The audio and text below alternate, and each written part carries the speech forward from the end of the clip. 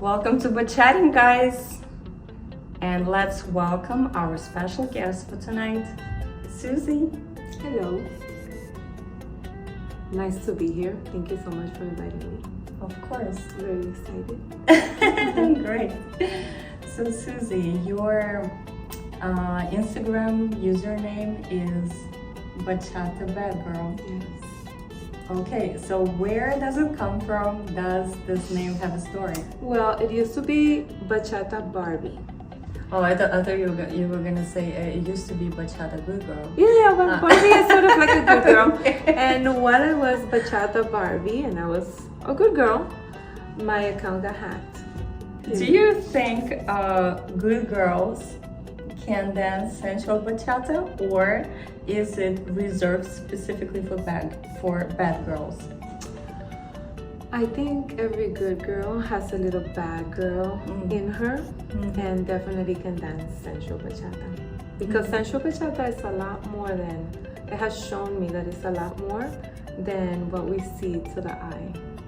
You know, it is like evident, the physical part, there's much more. And I think good and bad girls can enjoy and dance it. How many good girls do you imagine there are in our bachata community? I think there's so many. Because even the bad girls have good girls in them. So I think it's a good number, a good even number of good girls and bad girls in the bachata world. Okay. Do you think sensual bachata can turn a good girl into a bad girl? It could, but it all depends on the girl. Mm. Yeah, it all depends on the girl. There could be a good girl that could be easily, I guess, influenced by anything, and maybe bachata sensual be strong enough to change the, I guess, the inside like mentality. But I don't see bachata sensual as a bad thing. Oh, I never said that. We're just talking about. No, I know. But I mean, let me rephrase it then. I don't see bachata sensual as anything, what can I say? Erotic. I see it as like really, like it awakens all the senses. Like that's what my take on it. Not if you ask a stranger. Well, yeah, and especially people that are very divided between traditional and the sensual. And I mean, I don't really get involved in those conversations because I can't relate to it. You know, I see each dance like as its own. It has its own beauty and its own like uniqueness. But I don't necessarily find it like more than really just waking up the senses and appealing to some people more and to some people less. That's valid. It's some things are not for some people, they don't like it, and then it's okay. But it's not okay when it then becomes like a big conversation and labeled as bad or labeled as good. That's when I think it will be a problem. But otherwise, I think it's a beautiful dance. Do you prefer wearing dresses or pants for social dancing? I prefer wearing pants. Why? Because as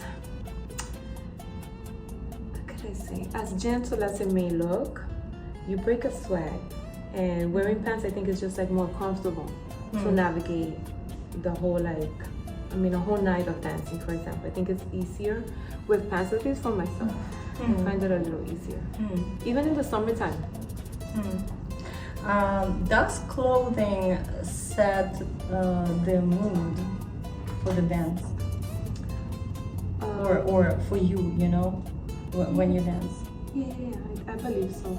It's like important to feel comfortable and also like in something that you find attractive or that you like, and especially that is comfortable for the dancing itself. Like what I said, like something that's gonna help you feel like fresh with all the sweating and all the heat. That's also important, and the colors too.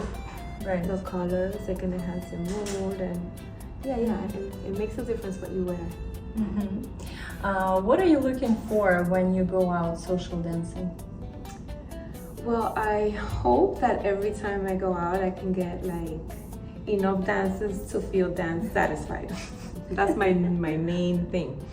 I really have been enjoying the Bachata Central journey. I've only been dancing like, I guess strictly, like, what I mean by that, taking classes and really studying the technique for like about 2.5 years. 3 years total, but like 2.5 years really studying it. So one of my goals when I go out there is like to feel the connection with the music, with the dance itself, with the partners, with the leads. Does our bachata social setting meet your expectations? I would say 98% of the time. 98? 98% of the time. Oh wow, that's high. Yeah. Okay, and so the missing 2%, right, of 100. What are those things? One would be sometimes the music, and that rarely happens. That's why I say like 2%. If I don't connect with the music, like if I don't really feel the music, then it's hard for me to fully enjoy like the social in general, because it's a big chunk. You're connecting to your leads, but you're also connecting with the music. So there's been this one, occasion maybe that for some reason I just can't feel the music, and other times it's that I like to.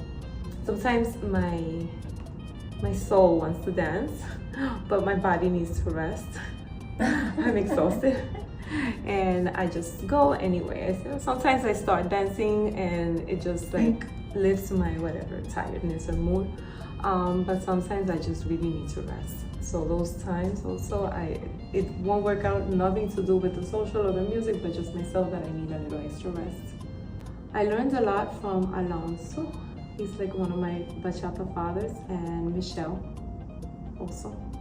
So they helped me more with like fundamental things and that I needed to practice in order to be able to better understand the dance itself. And that's where I am right now, just really practicing. Cool. Are you still in Nick and Yvonne's team? No, not anymore, because it became difficult for work. It became difficult to go to the rehearsals and to come into the city. I live in Brooklyn, so coming to the city was a little hard. So I stopped, but I had a lot of fun in that team, and they are very good instructors as well. Can you share with us your experience of being part of the team? It's nice because it starts to feel like family, like you have an additional family.